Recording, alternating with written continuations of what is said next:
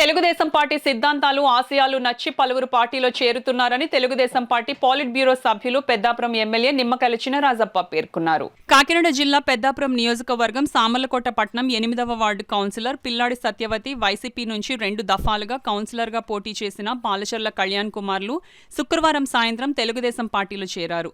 తెదేపా కార్యాలయంలో సామర్లకోట పట్టణ అధ్యక్షులు అడబాల కుమారస్వామి, కౌన్సిలర్ బలుసు వాసుల ఆధ్వర్యంలో వీరిని పెద్దాపురం ఎమ్మెల్యే నిమ్మకాయల చినరాజప్ప పార్టీ కండువాలు వేసి ఆహ్వానించారు. ఈ కార్యక్రమంలో తెదేపా నాయకులు, కార్యకర్తలు పాల్గొన్నారు. నమస్కారములు. అలాగే ఇక్కడ చేసినటువంటి పెద్దలందరికీ కూడా నా ధన్యవాదములు.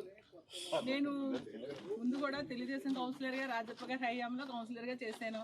ఈవేళ కొత్త ఏం కాదు. అంటే ఏదో వెళ్ళే అందులోకి నాకు వెళ్ళినా సరే నాలో ఉన్న అభిమానం చొప్పున ఎక్కడికి వెళ్ళడానికి మనసు అంగీకరించేది కాదు. నా ఇంటికి నేను వస్తాను, నా పుట్టింటికి నేను, నన్ను అనడానికి వాళ్ళకి ఏం హక్కు లేదు.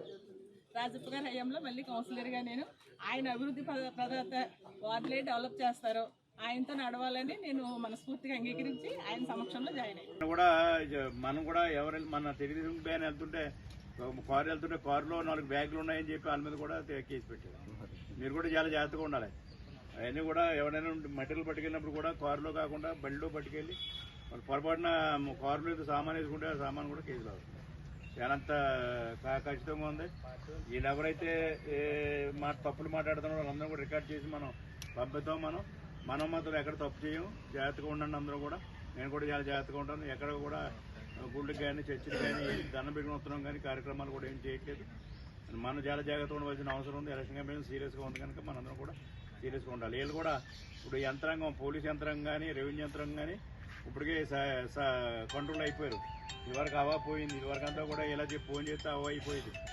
అవ కంట్రోల్ అయిపోయింది. నిన్న ఉలిమేశ్వరం కూడా మనం వెళ్తే రెచ్చగొట్టే ప్రయత్నం చేశారు. ఇవాళ మనవులే కంట్రోల్ చేశారు.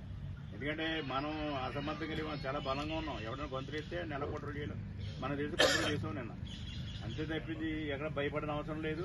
పిల్లాడి సత్యవతి గారు కూడా బాధ్యత మందే. ఆవిడ జాయిన్ అయింది. ఆవిడకి ఏమైనా అన్యాయం జరిగితే మనమే వెళ్ళాలి. అందరం వెళ్ళాలి. ఒక్కడు కాదు, అందరూ ఇలాంటి ఇంటికి కూర్చోవాలి. అంత ధైర్యంగా మనం ఎవరైనా జాయిన్ అయిన వాడికి అంత సపోర్ట్ ఇవ్వాలని చెప్పి తెలియజేసుకుంటూ ఇవాళ మరి అనేక అవకతవకలు ఈ గవర్నమెంట్